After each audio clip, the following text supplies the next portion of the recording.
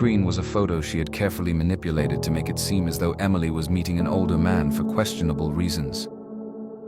"Sir," she said, her voice laced with false concern, "I think you should know that one of your students is involved in activities that could harm the school's reputation. I thought it was my duty to bring this to your attention." The dean frowned, taking the phone from her. He examined the photo and shook his head. "I will address this immediately."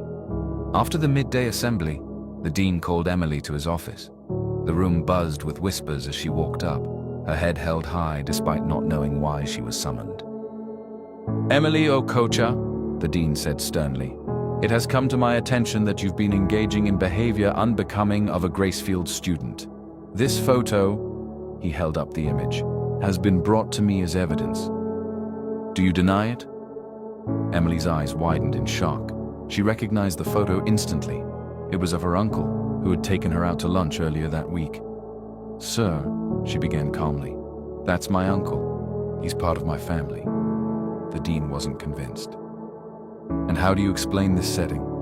Meeting older rich men and claiming they are family? This is unacceptable." Before Emily could respond further, the vice chancellor, who had overheard the commotion, had stepped in. "Excuse me, Dean," he said, his voice calm but authoritative. "Before this goes any further, I must clarify something." The vice chancellor angrily confronted the dean. "Emily Okocha is the daughter of the board's largest donor, Mr. Okocha. The man in the photo is indeed her uncle, a well-respected member of their family. I suggest you verify facts before making accusations." The room fell silent. Sophia, watching from the back of the hall, couldn't hear them from the distance, but she knew her plan wasn't working. She needed a new plan. She clenched her fists, anger boiling inside her. That evening, Sophia concocted a new scheme. She decided to host a party at one of Emily's family mansions to prove she was the real heiress. Her mother, Mrs. Obi, worked as a housekeeper at the mansion, and Sophia convinced her to allow the event. "You need to do this, Mom," Sophia commanded. "I need this. I can't let them think I'm not who I say I am." Mrs. Obi hesitated, fear in her eyes. "Sophia, this is dangerous. If Mr. Okocha finds out, I could lose my job." "I'll make sure no one finds out," Sophia insisted. "Daddy is just a driver, but he could Mr. Okocha's cars to take me to school. Just one night, those rich people have so many houses they would not know one of them is being used." Mrs. Obi sighed, reluctantly agreeing. "Fine, but be careful. If Mr. Okocha discovers this." "I won't let that happen," Sophia said confidently, already imagining how impressed her classmates would be at the sight of the grand mansion. The party began with grandeur. Sophia greeted her classmates at the grand entrance, pretending the mansion was her family's home. She paraded through the halls, pointing out expensive artwork and designer furniture as if they belonged to her. Vanessa and James were in awe. "Sophia, this place is incredible," Vanessa said, sipping her drink. "You really are the real deal." Sophia smiled smugly, soaking in the admiration. But her confidence began to waver when one of the students spotted Mrs. Obi nervously serving drinks.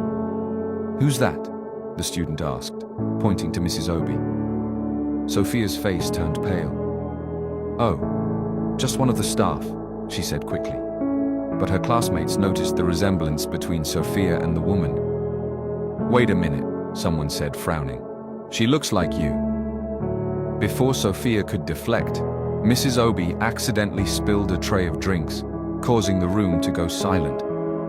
In the awkward hush, someone whispered, "Is that her mom?" Sophia stammered, trying to regain control. "Of course not. Don't be ridiculous." As the evening progressed, a butler employed by the Okocha family entered the main hall, his expression one of confusion and concern. He had not been informed of any event and was taken aback by the presence of so many guests. Approaching Sophia, he inquired politely, "Miss, may I ask under whose authority this gathering is being held?" Sophia, maintaining her facade, responded haughtily, "This is my family's estate, and I am hosting this party. Your interruption is both unnecessary and rude." Some of the students nearby, eager to ingratiate themselves with Sophia, began to chastise the butler. "How dare you question Miss Sophia?" one exclaimed.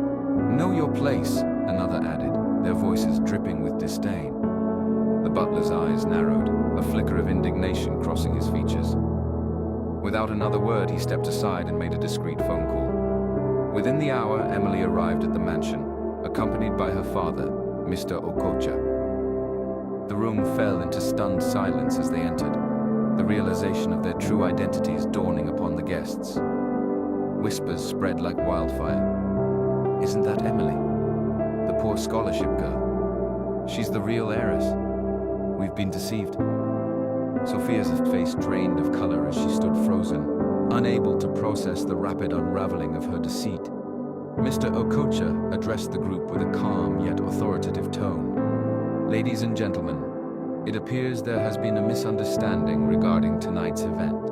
Emily's gaze met Sophia's, a mixture of disappointment and empathy in her eyes. Unable to bear the weight of her exposed lies and the judgmental stares of her peers, Sophia fled the mansion, tears streaming down her face. The following days at school were unbearable for Sophia. Her fabricated wealth and status had been laid bare, and the very classmates who once fawned over her now shunned her. The humiliation was profound, but what stung the most was the realization that Emily, the girl she had tormented, possessed the genuine grace and dignity she had always coveted. The morning after the disastrous party, Mr. Okocha sat in his study, his face grim. He had spent the night learning about Sophia's bullying of Emily from his daughter, who had tried to downplay the situation out of kindness. But as a father, he could not ignore the cruelty Sophia had inflicted on his only child. He asked his men to conduct an investigation, and what he learned left him speechless. That girl has been tormenting my Emily for too long, he muttered, dialing the school vice counselor. It's time she faces the consequences. The next day, Sophia was summoned by the school board. The scholarship her mother had begged for was revoked, and with no way to afford the elite school fees, Sophia was expelled. The humiliation was unbearable as the news spread like wildfire among her classmates. Sophia's first instinct was to turn to James and Vanessa, her closest allies at school. She called and messaged them repeatedly, but neither responded. When she finally caught up with them at a cafe near campus, they made their disdain clear. "James! Vanessa!" Sophia called out, rushing toward their table. James glanced at her, his face cold. "What do you want, Sophia?" I need your help," she stammered. "You're my friends." Vanessa scoffed, flipping her hair. "Friends? With you? Sorry, Sophia, but we don't associate with filth." James nodded. "You lied to everyone, Sophia. You embarrassed us by dragging us into your fake world. We're done." Tears filled Sophia's eyes as they walked away without looking back. She felt abandoned and betrayed, the very people she had trusted now turning their backs on her. "This is all that Emily's fault. Why does she get to be born rich and I am not?" she murmured to herself.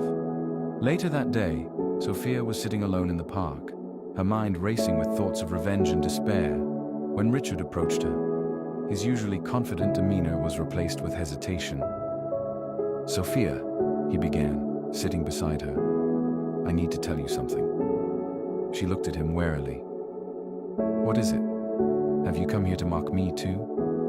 He sighed, running a hand through his hair. "I lied to you. I'm not from a rich family. My name isn't even Richard Okoro. I just wanted to match your status because I thought it would impress you." Sophia's eyes widened in shock. "You're not rich? You're just some nobody?" "I'm sorry," he said, his voice earnest. "But now that the truth is out for both of us, maybe we can start fresh.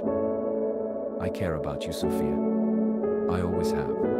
Let's give this a chance." Sophia's face twisted in disgust. "Are you serious? Do you think I'd associate with poverty? I'm going to marry a very rich man, Richard, or whatever your name is. I'm not staying at the bottom." Richard's shoulders slumped as she stormed off, leaving him heartbroken. Desperation and rage consumed Sophia.